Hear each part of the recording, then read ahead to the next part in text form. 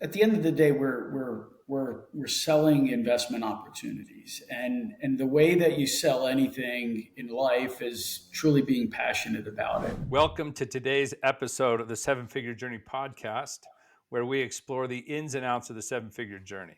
Today, we're privileged to have Sergio Altomare with us. He is with Hearthfire Holdings. This is just imagine like an investment group that you can get into commercial real estate, especially in the storage space area across the nation. You can get into that, have someone else managing it, doing it, work, great financial minds, great real estate minds. And you just need to have the dollars in and the heart in and see your wealth build and begin to realize some of your own potential along the way. That's what I gathered from what Sergio does. Sergio, welcome to the show. Thank you very much, David. It's great to be here. I know it's been a long time in coming and getting us together, so appreciate it. It has, but we've been looking forward to it. Yeah. One of the reasons is you're not just a business that says, "Yeah, we're going to go make a bunch of bucks." You guys got started a little differently. You and your wife. Could you just share the 30-second? Here's how we got started and why we are where we are today. Yeah, 30 seconds is difficult, but I'll do my best. So my background is in tech. I started working for the Federal Reserve Bank of Philadelphia. I live in the Philadelphia market. I started when I was 18. I wasn't exactly a great student in high school, so I wasn't college material. I didn't know what I wanted to do. So I started working for the Federal Reserve when I was in high school. Over the next few years, I cut my teeth in technology and IT. This is back in 1994. So I started with literally the dawn of the internet, and I grew a career through the ranks there. Eventually, I graduated from Drexel. I went through nights and weekends of college in computing and security technology. Along the way, I met my now wife, Corinne, and she was a transplant from Los Angeles. She transplanted to Philadelphia on an opera contract, if you could believe it. And that is the music industry. For anybody that's either familiar with it or in it, knows that it really doesn't pay. So she had a day job working at the Fed. Her parents are entrepreneurs. Father, law firm. Mom had a Montessori school in Los Angeles. So they kind of coached her on investing her own money into real estate for the tax advantages, passive income, and so on and so forth. We worked together. I knew the market. I knew the people in Philadelphia. Started with a single triplex. We quickly discovered the opportunity to syndicate, which is pooling investors for anybody that's in the startup space. Very, very similar. It's pooling investors together. We're the operators. A lot of what we do is the sweat equity. We started growing by buying apartment buildings in Philadelphia. We eventually grew to the point where we had third party property management. Corinne left the day job in 2016. I left in 2017, which is the same year my daughter was born, Stella, who was my North Star. And we needed to make some changes. It was a determination that the business was going well enough that I wanted to take a crack at being an entrepreneur. Fast forward, and we pivoted to self storage. We now have approaching over $100 million in stabilized assets under management, over 25 million in equity under management, a team of over 20.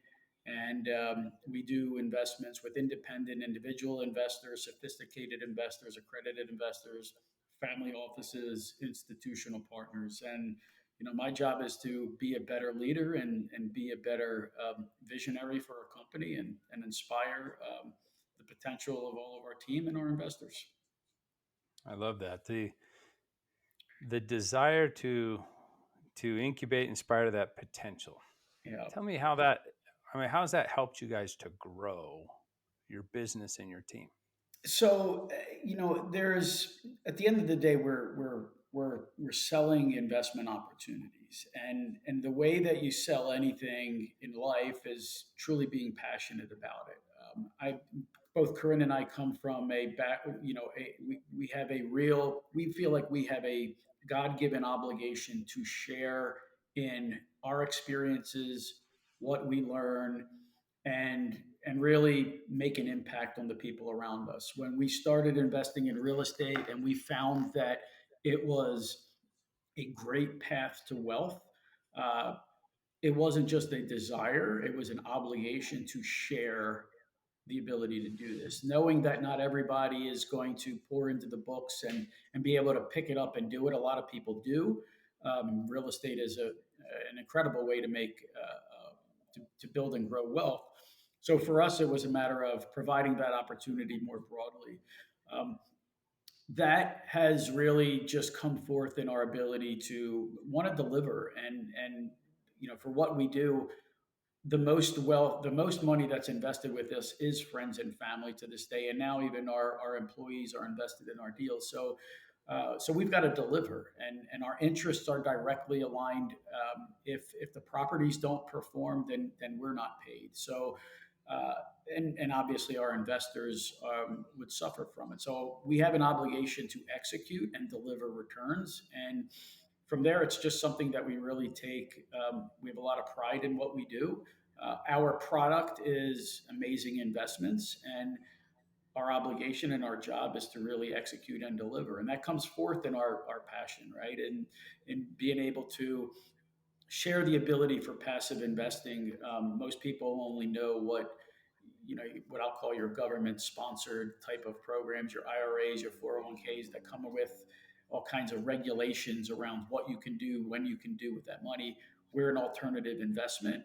We not only do we generate higher returns than most of those alternative investments, but our interests are directly aligned. We're not selling commission-based products.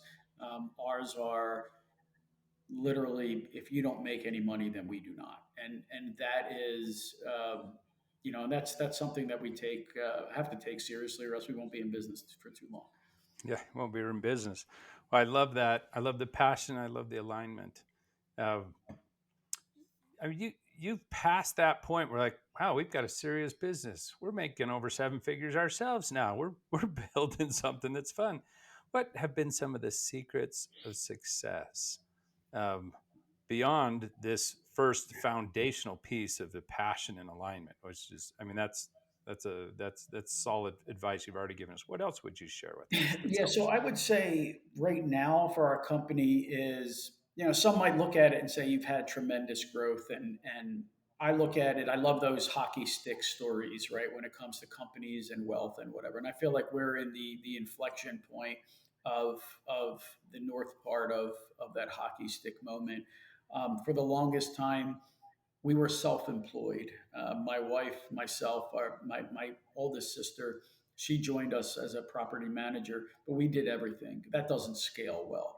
So for us, really, it came down to how do we build this to where it can scale, and that's a very challenging time because you have to relinquish control. You have to put trust in other people.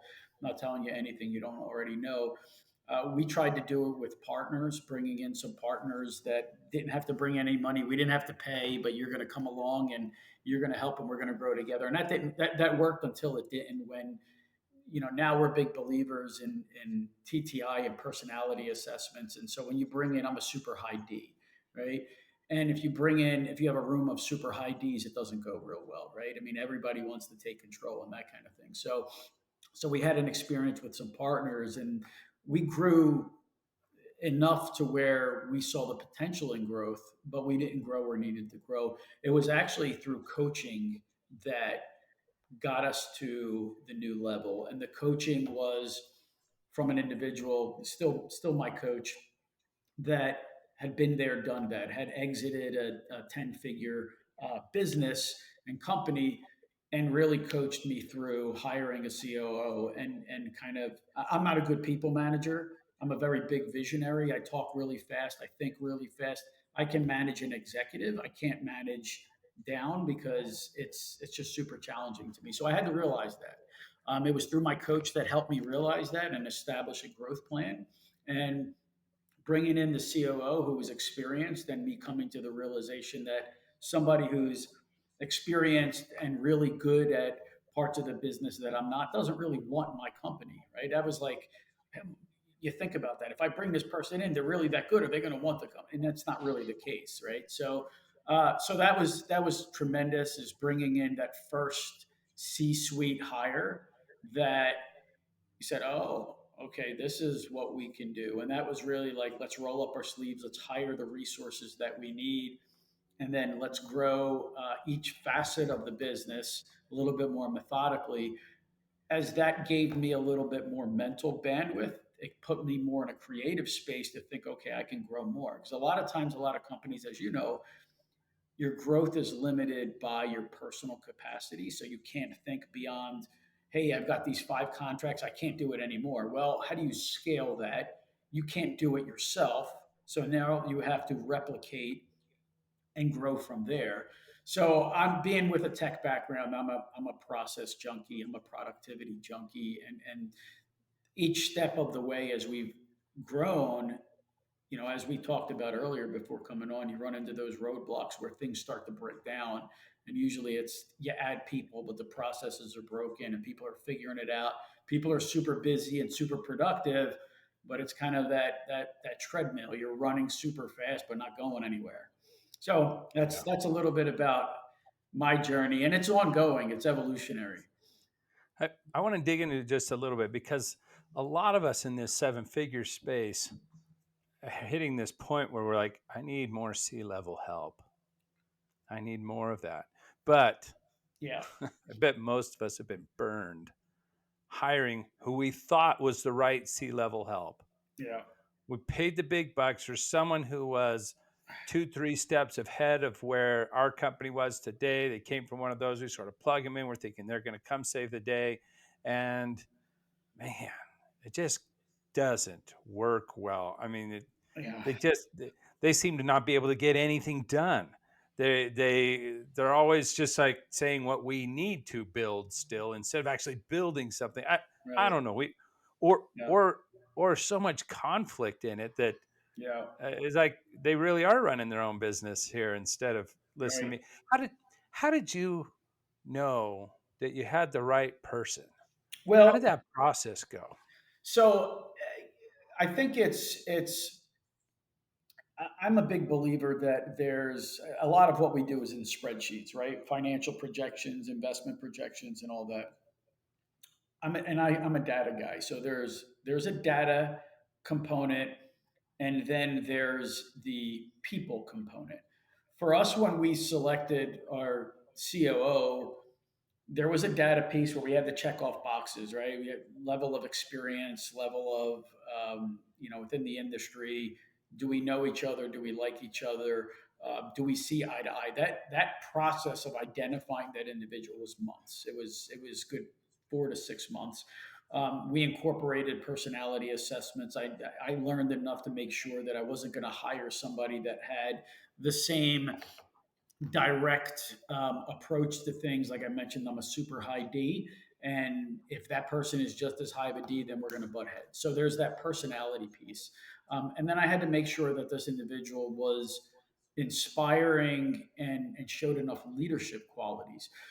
Fast forward a couple years to where we're at today, and we're still figuring it out, but we're figuring it out together, right? And the figuring it out part means that for every phase of growth, different things are breaking down, right? When you're a certain size, you and I can get on a call, a couple times a day or, a week and figure out what we need to do and go out and do it.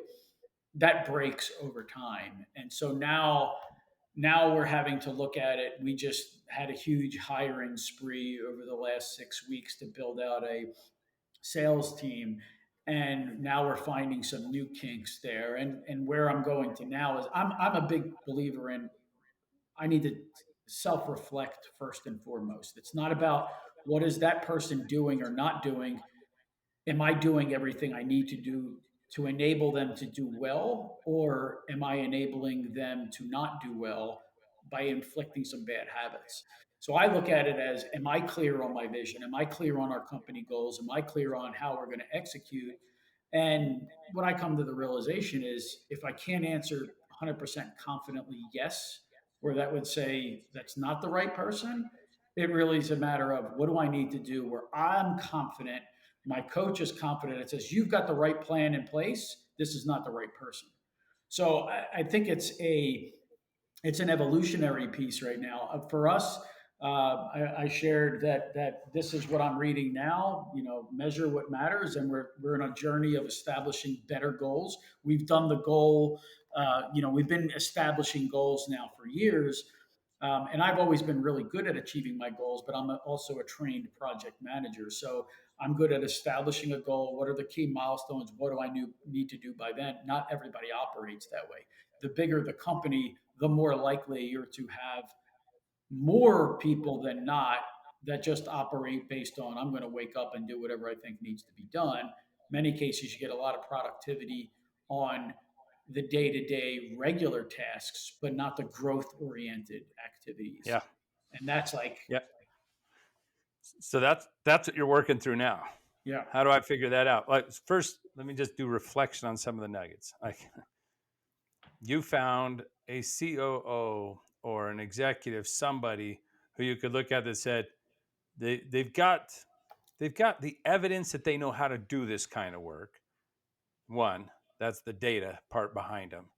Two, they can lead people.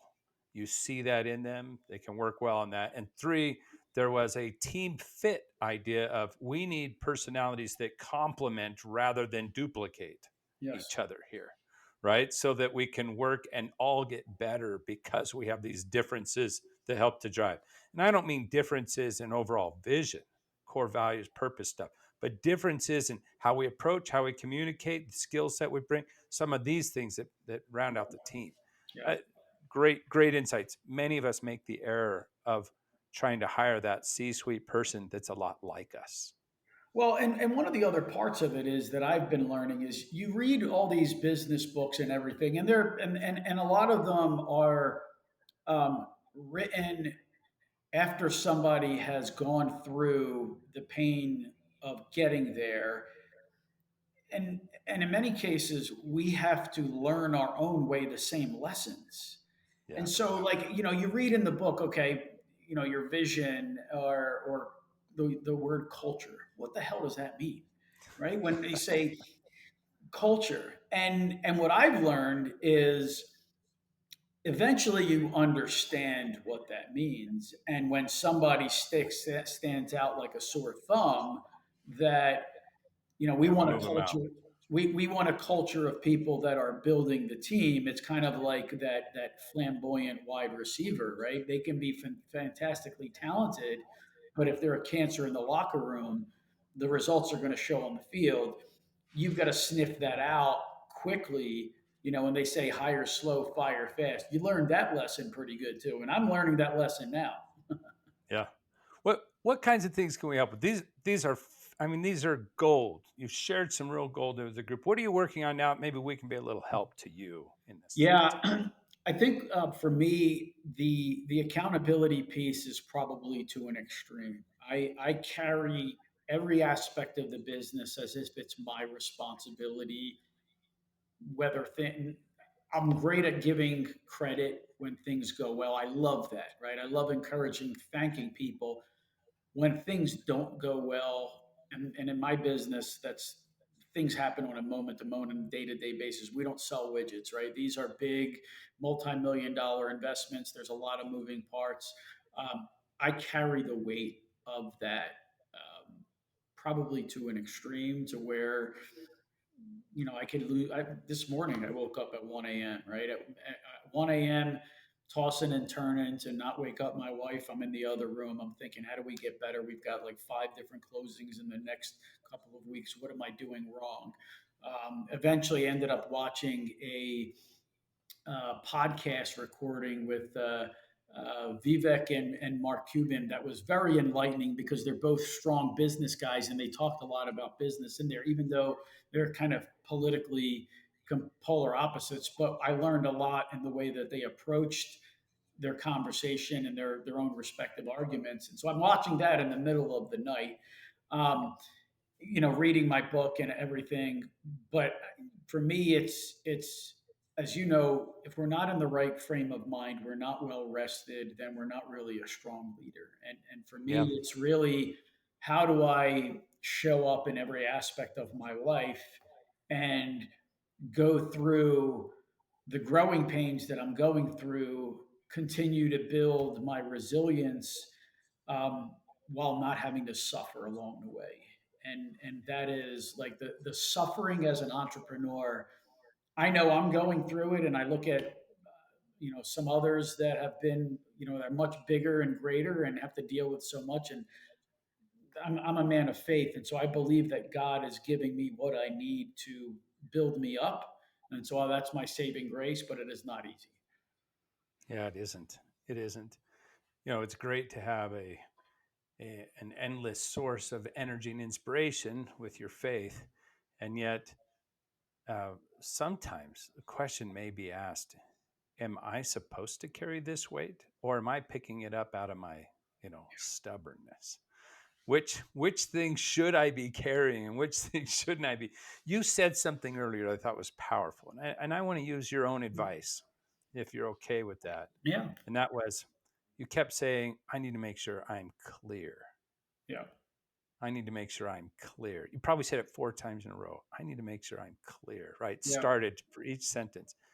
And And let's talk about what the value of that clarity means. yeah, Because, listeners may be like, yeah, yeah, that's nice. We all have a hard run of things. You just want someone to like you're soothe right. your pain. We all would love that. But what's the value? What's the value of Sergio getting a good night's sleep and being able to focus on the problems he should be dealing with? What's the value of that for your business versus carrying the responsibility in your mind for every problem in your business at the same time? I mean, absolutely, and it's one thing to consciously be aware of that. Like when I'm awake and I'm in my day to day business, I'm always thinking things aren't that bad, right? I mean, we've got an answer here, we've got an answer there. I'll meet with my guy. For me, it's a lot of the I wouldn't necessarily call it transparency, but I'm our chief investment officer right now. So I'm setting the investment strategy. And what I need inputs, right? I need the data to tell me how are we going, how are we, where are we not going, and that kind of thing. So I know that I need to solve to make sure that I have the inputs that I need. I also know that I need to trust my team. Not that I don't trust, um, but I know that my strength is systems and efficiency and all that. I want my team to work on the most productive parts of their job. So I see it as my obligation to kind of help influence the process and systems. What you said earlier is kind of where I'm landing, is on the clarity, right? I know, okay, if we're going to have a third quarter revenue target of, $700,000, I need to know that I need to make it abundantly clear how are we going to achieve that. We're not just throwing that number there. Come the end of the quarter, we didn't do it. Why not? And there's all of this happening, right? So Yeah. I've Pointing actually fingers, different directions. Blame this. Look at that. Yeah. Exactly. But the part of me sleeping and all that is, it's kind of that subconscious feeling of that gnawing at me, that what is the problem? What am I really trying to solve? Right. My mom is was recently diagnosed with leukemia, so that's on the back of my mind. So you got these stressors compounding. Consciously, we always want to try and find a, if I get rid of this, my problems will go away. If I get rid of this, my problems go away. And we Yeah. know that that's not true, right? It's like all the stress is just a manifestation of our own creative way of creating problems, creating our own chip on our shoulders. So Yeah. um, I don't know if I had the answer, I would have slept really well, Let's play with this a little bit then. All right, let's play. We know it's valuable. We know we as entrepreneurs are constantly solving problems in our head, and many of us are waking up in the middle of the night solving problems or thinking we are. Yeah, Um, and sometimes we're creating problems, and so in business, and a lot of times, most are saying, "Hey, I want to figure out how to work strategically on my business. I want to figure out how to work operationally in my business. How do I build my team so they're running the business?" And like, yeah, yeah, yeah. And there's a part of just self leadership. How do I, and to borrow from Covey on this one, how do I sharpen the saw And how do I take time to really work in the quadrant that matters most, right? The things that are important Yeah. and often unurgent, but really important to do so that in the future are there. How do I free myself up from some of the immediacy things? Um, I think listening to you, you've gotten a lot better probably already at not doing the um, urgent but unimportant. Yeah. Where you're like, I use a team, or we just say no. But then there's lots of important things, so many of them. In fact, at any given time, you probably have 20 key things that should be done differently in fixing your business. Yeah. But we can't. We don't have that big of a team and that much resource and time. In fact, the company can't manage that much change at once. And so, Right. so like, how do we get strategic about this? Uh, s- Let me see if I just share a couple of thoughts that may be useful to you. One, in the book you're reading, they're talking about these OKRs, and they often establish those on an individual basis for like a quarter, right? They put their OKRs out there for a year. Um, that idea of I want to build something, I want to create something. Well, there's a lot of energy in your company that wants to do, or if there isn't, that we could tap into that kind of Right. potential. So they'll want to do and create. I suggest first creating a time and space where we as a team can co-create together and think together, you and that COO plus other members of your team, and say, we know there's a lot of great things. Yeah. And to go after what we're trying to do, the impact we're trying to have, here's some strategic questions. If we could solve all of these, we would nail this. Great. Yeah. Now we get to pick one this quarter, or we get to pick two or three this year, and this quarter, two or three of them that serve until over the quarters by the end of the year we've achieved it. Let's just get ultra clear. And then every other time that I wake up, that I'm solving problems or issues, and I need to ask myself the question, was this one higher priority than what the team collectively all chose we were working on? If it is, I need to bring the team back together and we have to agree that it becomes a top priority. If it's not worth pulling the team together, we stick with the first. Second thing is ask the question, am I the one to solve this? Or is there a different somebody? You did this once already when you pulled in your COO.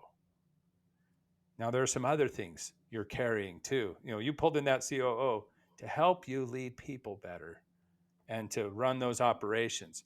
Well, now there's some technical expertise. There's chief investment officer. There's some other things you might look and say, Yeah. is it time that I find another great person that I can trust? So now I'm not thinking, how do I solve all these problems? I'm just thinking, how do I support her in doing that? Or how do I support him in doing that? That's a better question. Yep. And it doesn't keep you up all night. Yep. They're the ones that stay up all night with that issue, right? Yeah. They can solve that one. But those pieces can be helpful. I think it's about getting clear. Yep. No, Getting that's clear. What's this business doing for us? Where are we headed? What's our strategy? Now, given that strategy, what are the strengths we need to build or the ones we need to leverage? Give me a project now. You are a strong project manager.